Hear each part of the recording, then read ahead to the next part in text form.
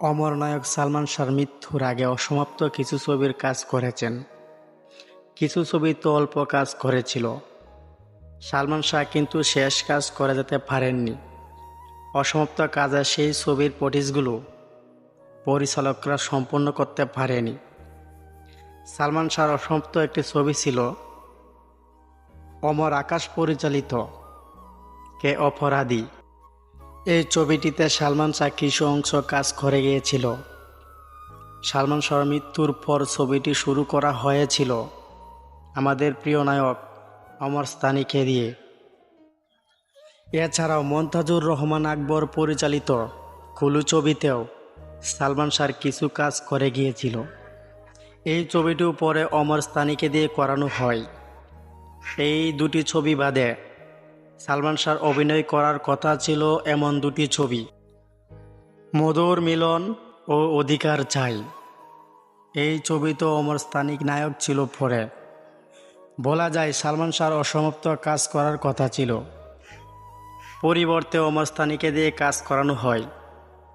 সালমান শাহর প্রতি সম্মান রেখে অমর সানিকে দিয়ে ছবিগুলো করানো হয়। সালমান শাহর বৈশিষ্ট্যকে সবচেয়ে ফলো করা হয়েছিল।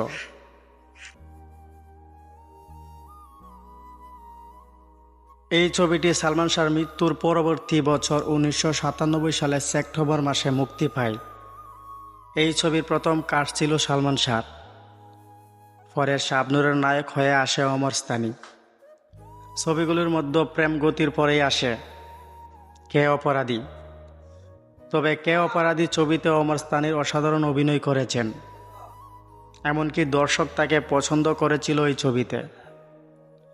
এই ছবিতে অমর সানির লুক দেখা হয়েছিল সালমান শাহর লুকে।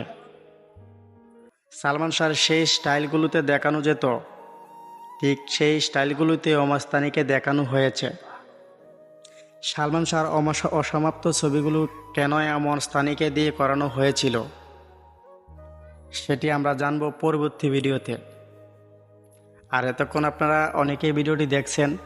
যদি ভিডিওটি আপনাদের ভালো লাগে তবে অবশ্যই আমাদের চ্যানেলটি সাবস্ক্রাইব করে পাশে থাকবেন।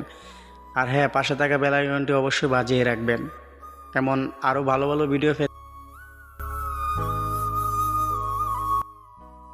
এই ভিডিওতে দেখতে চাই সালমান শাহর ভক্তবিন্দুদের। যদি আপনি এবার সালমান শাহর ভক্তবিন্দু হয়ে থাকেন তাহলে অবশ্যই সুন্দর একটা কমেন্ট করে অবশ্যই জানাবেন। ভালো